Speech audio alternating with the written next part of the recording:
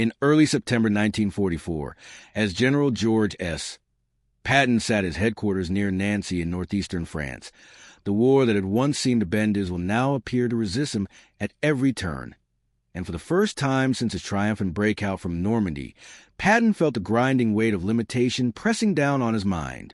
The Third Army, which only weeks earlier had raced across France faster than any army in modern history, was now stalled not by German resistance alone, but by the invisible yet ruthless enemy of logistics.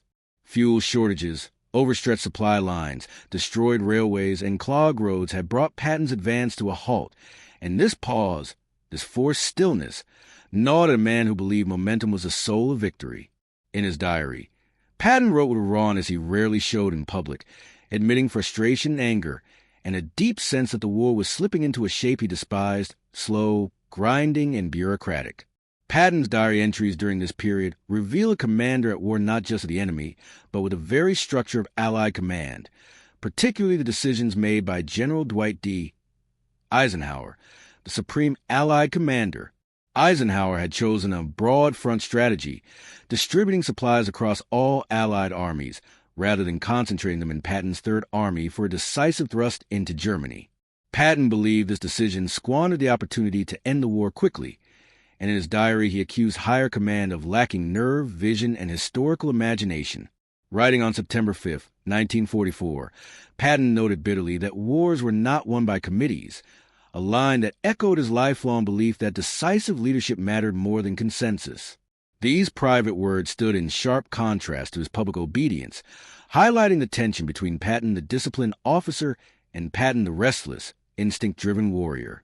The geography of Lorraine itself seemed to mock Patton's ambitions. The region was dominated by rivers like the Moselle, fortified cities such as Metz, and terrain that favored the defender, all now reinforced by German units, hastily regrouping under commanders like General Hermann Bulk. Patton understood terrain intimately, and his diary reflects his awareness that every day loss allowed the Germans to dig deeper, repair command structures, and prepare defenses that would cost American lives to overcome. He wrote about Metz with particular disdain, calling it a fortress cursed by history, aware that armies from Roman times onward had struggled to bypass or capture it. In these moments, Patton was not merely venting frustration. He was engaging in a brutal strategic self-assessment, recognizing that speed alone could no longer solve every problem. At this low point, Patton also wrestled with his own reputation, which still bore the scars of the Sicily slapping incidents from the previous year. Though he had been restored to command and proven indispensable in France, he knew that any failure would revive doubts among his critics in Washington and London. His diary entries reveal a man acutely aware that he was being judged not only by results but by temperament. He worried that Eisenhower and General Omar Bradley viewed him as reckless, a perception that haunted him deeply because Patton believed history favored the bold, not the cautious. The diary became the only place where he allowed himself to express fear. Not fear of death, but fear of being sidelined when the war reached its decisive phase. The men of the Third Army remained fiercely loyal, and Patton took solace in their resilience, often writing about enlisted soldiers he encountered at the front. He noted their exhaustion, their hunger, and their stubborn determination, and these observations grounded him when his strategic ambitions were thwarted. In one entry, he described watching muddy infantrymen repairing vehicles by hand, improvising with wire and scrap metal, and he reminded himself that his frustration was shared by thousands who wanted nothing more than to keep moving east. These reflections reveal a softer, often overlooked side of Patton, a commander who understood that morale was sustained not by speeches alone, but by the belief that sacrifice served a purpose. Weather also emerged as an adversary during this period, and Patton's diary captures his growing anxiety as autumn rains turned roads into rivers of mud. He wrote about rain not poetically but angrily, as something that conspired with fuel shortages and cautious command to rob him of initiative.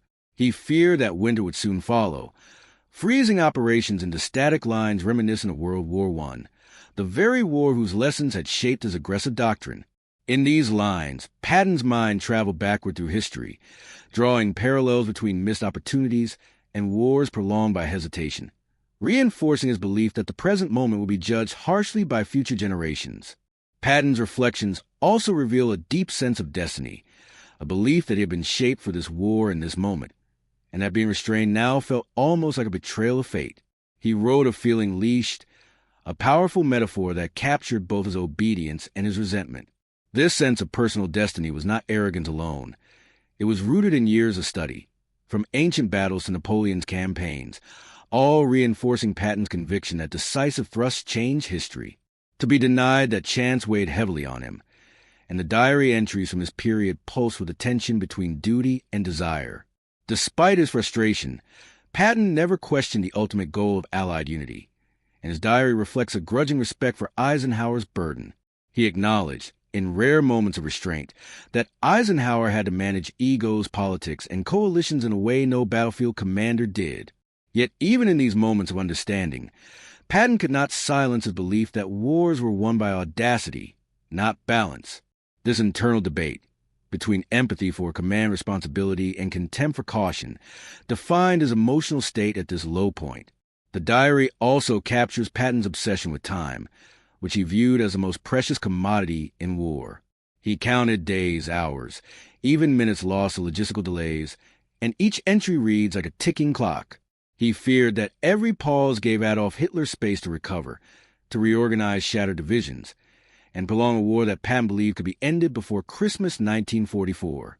This fixation on time reveals how deeply Patton understood the psychological dimension of warfare, not just for his own men, but for the enemy, whose morale he believed could be broken by relentless pressure. At night, Patton often wrote alone by lamplight, surrounded by maps and reports, and his diary entries from this period carry the loneliness of command. There was no audience, no staff to impress, no subordinates to inspire. Only a man confronting the limits of his control. These moments strip away the theatrical Patton known to history and reveal a leader grappling with doubt, anger, and the fear that circumstances, not courage, were shaping the war's outcome. His references to prayer during this time are particularly striking, as Patton was not known for religious introspection in private writings. Yet he wrote about asking for clarity, for weather, for opportunity, framing these requests not as pleas for safety but as demand for action. Faith, for Patton, was another form of resolve, a way to assert that destiny still had plans for him and his army. These entries foreshadow the famous weather prayer that would later accompany the Battle of the Bulge, linking his lowest point to a future moment of redemption. Patton's diary also reveals moments of dark humor, a coping mechanism that allowed him to endure frustration without surrendering to despair. He mocked the endless paperwork, the paper generals, and the slow grind of supply meetings, using sarcasm to reclaim a sense of superiority over circumstances he could not control. This humor was not trivial. It was a psychological shield, allowing Patton to maintain identity and purpose even when stripped of momentum. As September wore on, the tone of Patton's diary oscillated between fury and determination, reflecting a man unwilling to accept stagnation as permanent. He wrote repeatedly that opportunity would return, that war favored those prepared to seize it when it appeared. This belief sustained him through the weeks of delay, reinforcing his conviction that patience, though painful, could still serve aggression if properly timed. In these lines, Patton emerges not as a reckless gambler, but as a strategist forced into restraint, waiting for the moment to strike again. By the end of this period, Patton's diary had become more than a record. It was a battlefield of ideas, emotions, and convictions, capturing the internal struggle of one of history's most complex commanders at his lowest point. These entries remind us that leadership is not defined solely by victory or defeat, but by how a leader endures moments when action is denied and faith in oneself is tested. This was Patton not charging forward, but standing still, and finding that stillness to be one of the hardest battles he ever fought. As September turned into October 1944, Patton's diary entries grew heavier, marked by a mounting sense that the war he had chased across France was slipping into a phase he had always feared most, a war of attrition. The rapid maneuvers that had defined the Third Army's identity were now replaced by methodical assaults, stalled advances, and grinding engagements along the Moselle River. Patton wrote bitterly about how the German army, though battered, was proving far more resilient than Allied planners had expected, particularly when allowed time to regroup. He noted that divisions which had been shattered were reappearing with new commanders, fresh defensive plans, and a stubborn will to hold ground inch by inch. In his private writings, Patton blamed this resilience not on German genius alone, but on Allied hesitation, writing that every delay transformed a defeated enemy into a dangerous one. The fortress city of Metz loomed large in Patton's thoughts, dominating his diary with near-obsessive frequency. Metz was not just a military obstacle. It was a symbol of everything Patton despised about slow warfare. He studied its forts, some dating back to the 19th century and reinforced by the Germans, and wrote with frustration about how history seemed to repeat itself there, trapping modern armies in ancient patterns of siege and delay. Patton understood that Metz had little strategic value compared to momentum it consumed, yet political and operational realities forced him to confront it head-on. In his diary, he lamented that he was being compelled to fight the wrong battle in the wrong place at the wrong time, a sentiment that echoed the lessons he had drawn from studying World War I, where similar fortresses had swallowed men and time with little gain. Patton's relationship with General Omar Bradley also strained during this period, and his diary reveals a complex mixture of respect, rivalry, and disappointment. Bradley, commanding the 12th Army Group, favored caution and consolidation, believing that secure supply lines and methodical advances would prevent catastrophic setbacks. Patton, by contrast, saw this caution as a failure to exploit opportunity. In his diary, he criticized Bradley for lacking imagination, though he also acknowledged Bradley's concern for minimizing casualties. This tension between speed and safety, aggression and restraint, played out not just in strategic debates, but in Patton's own psyche, as he struggled to reconcile his desire for decisive action with his responsibility for the lives of tens of thousands of soldiers. The soldiers of the Third Army felt the effects of this stalemate deeply, and Patton recorded their experiences with a mixture of pride and sorrow. He wrote about infantrymen slogging through mud under constant artillery fire, tank crews sleeping beside frozen vehicles, and medics working tirelessly to evacuate the wounded under conditions that tested human endurance. These entries are notable for their empathy, as Patton recognized that his frustration paled beside the suffering of the men at the front. He described visiting aid stations and field hospitals, observing young soldiers who had entered the war full of confidence, now grappling with exhaustion and fear. In these moments, Patton's diary reflects a commander acutely aware that every day of delay translated into blood spilled at the tactical level. Weather continued to dominate Patton's thoughts, not as a mere inconvenience, but as a strategic force shaping the war's trajectory. Autumn rains flooded rivers and softened ground, turning mechanized warfare into a logistical nightmare. Patton wrote angrily about how weather robbed him of his greatest advantage, speed, and leveled the battlefield in favor of the defender. He noted that German units, fighting on interior lines and familiar terrain, adapted more easily to these conditions, while American forces struggled to move fuel, ammunition, and food forward. These observations reveal Patton's deep understanding of operational art, recognizing that nature itself could determine victory or defeat as surely as any general. At this low point, Patton's diary entries also reveal his growing concern about how history would judge him. He worried that the narrative of the war might reduce him to a reckless aggressor or a difficult subordinate, overshadowing his contributions and sacrifices. This anxiety was not vanity alone. Patton believed profoundly in the lessons of history and feared that misinterpretation would deprive future leaders of critical insights. He wrote about generals in the past who had been misunderstood or vilified, and he expressed determination that his own actions, however controversial, would one day be seen in their proper context. The diary thus became not only a record of events, but a conversation with posterity. Patton's sense of isolation intensified during this period, as strategic decisions increasingly occurred far above his level of command. Conferences in London and Washington shaped the flow of supplies and priorities, while Patton waited in France, watching opportunities slip away. In his diary, he described feeling cut off from the centers of power, reduced to executing plans he did not believe in. This sense of powerlessness was deeply unsettling for a man who equated leadership with initiative. Yet, even in these moments, Patton reaffirmed his commitment to duty, writing that obedience was a foundation of military order, even when it came at personal cost. Despite his frustrations, Patton never lost sight of the enemy, and his diary reflects a relentless focus on German intentions. He analyzed intercepted reports, prisoner interrogations, and battlefield intelligence, piecing together a picture of a German army preparing for something new. He suspected that the Germans were conserving strength for a counteroffensive, a belief that would later prove prophetic. These entries demonstrate Patton's strategic intuition, as he sensed danger where others saw only retreat. His warnings, recorded privately, underscore how deeply he understood the psychological and operational rhythms of warfare. Patton's reflections on leadership during this period are among the most revealing in his diary. He questioned whether relentless pressure always served the greater good, and whether his own aggressive instincts might sometimes blind him to broader realities. These moments of introspection do not weaken Patton's image. They complicate it, showing a leader capable of self-critique even as he clung to his core beliefs. He wrote that leadership demanded both confidence and humility, a balance he struggled to maintain under the strain of stalled operations. The tension between Patton's public persona and private despair becomes especially stark in these entries. To his troops, he projected unwavering confidence, delivering speeches that promised victory and movement.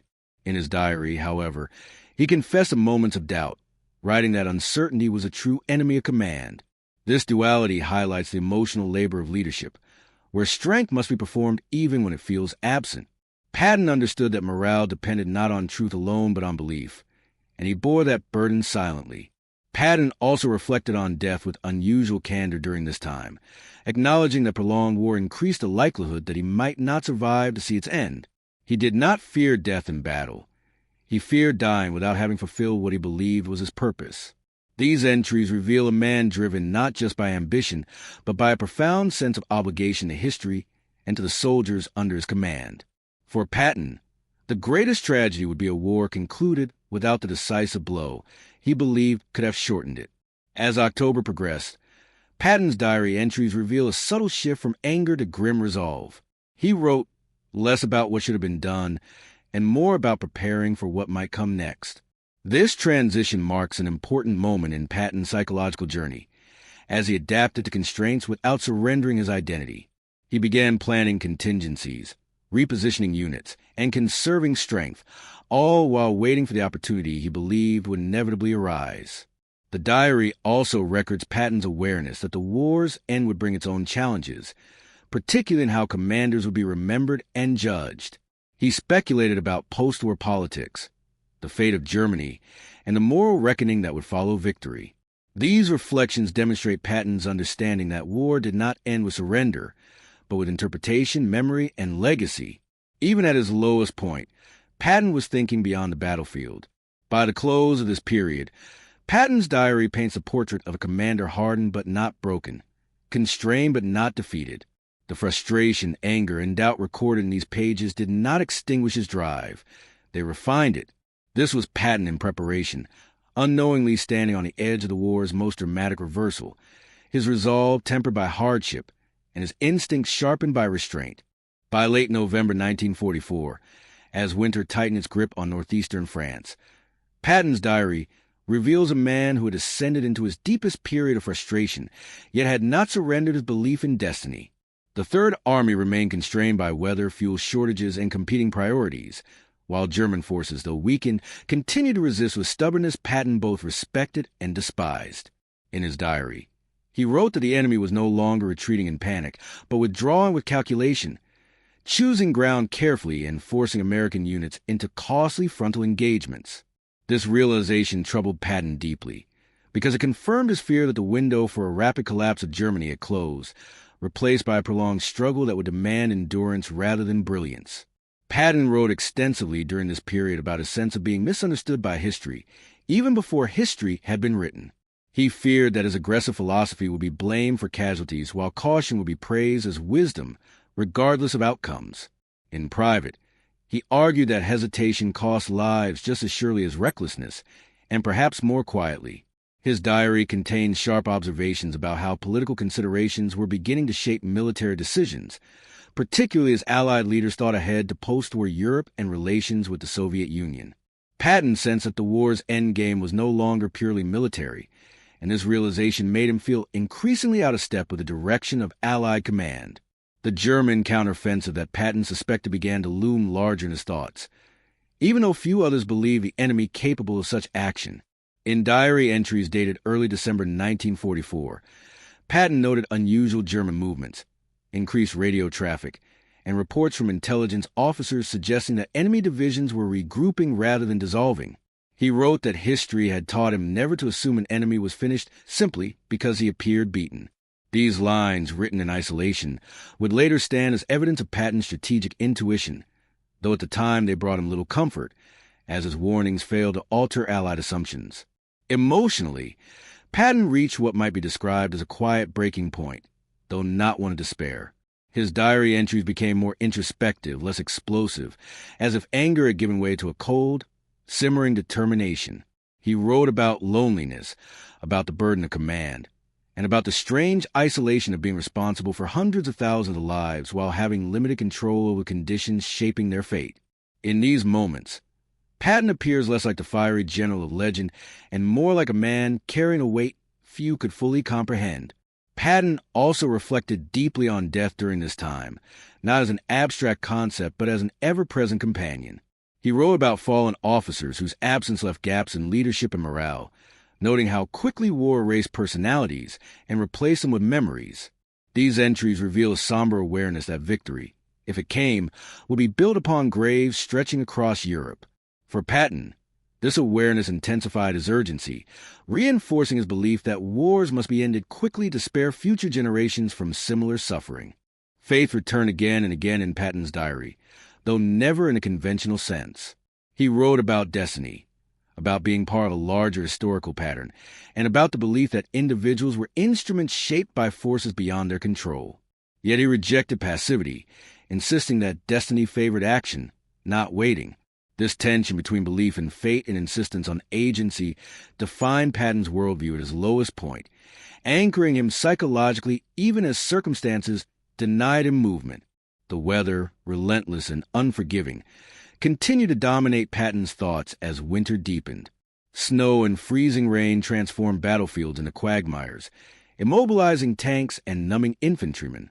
Patton wrote angrily about how nature seemed determined to test the endurance of his army, yet he also acknowledged that suffering under such conditions forged resilience. These entries underscore Patton's understanding that hardship could strengthen armies, even as it strained commanders to their limits. Patton's diary during this period also reflects a growing clarity about his own flaws. He acknowledged his temper, his impatience, and his tendency to view opposition as personal obstruction rather than strategic necessity. This self-awareness did not lead him to abandon his beliefs, but it did temper them, adding a layer of reflection that enriched his leadership. In recognizing his own excesses, Patton demonstrated capacity for growth that is often overlooked in popular portrayals. As December progressed, Patton began writing less about what had been denied him and more about preparation. He reviewed plans, repositioned units, and quietly readied the Third Army for rapid movement should circumstances change. These entries are filled with anticipation, as if Patton sensed that the war was about to shift dramatically. His frustration did not fade, but it sharpened into readiness, transforming waiting into a form of preparation. When the German offensive finally erupted in the Ardennes in mid-December 1944, Patton's diary entries take on a tone of grim vindication. He wrote not with triumph but with urgency, recognizing both the danger and the opportunity presented by the enemy's gamble. In these moments, Patton's lowest point became a foundation for one of his greatest achievements, as the restraint and preparation forced upon him now enabled swift and decisive action. Looking back through these diary entries, it becomes clear that Patton's lowest point was not marked by defeat on the battlefield, but by confinement within a system that denied his instincts. This period tested his patience, humility, and faith in himself more severely than any enemy fire. Yet it also refined his leadership, proving that even the most aggressive commanders must endure moments of stillness before action. Patton's diary ultimately reveals that leadership is not a constant ascent but a series of rises and falls, shaped as much by frustration as by triumph. His private words strip away mythology and reveal a human being wrestling with doubt, responsibility, and the fear of being misunderstood. These entries remind us that greatness is not the absence of weakness, but the ability to endure it without surrendering purpose. By the time Patton closed this chapter of his diary, he had not escaped his lowest point so much as passed through it, carrying its lessons forward. The anger, doubt, and restraint he endured would soon be transformed into decisive movement, proving that even the most restless leaders can find strength in waiting if they are prepared to act when the moment arrives. What does it mean for a leader to be at their lowest point not because they failed, but because they were forced to wait while lives hung in the balance? Would history remember Patton differently if the war had ended sooner, or his warnings had been ignored completely? How much frustration can a commander endure before patience becomes a weapon instead of a weakness? And when we judge leaders, do we consider only their victories? Or do we also weigh the silent battles they fought within themselves while the world watched from afar?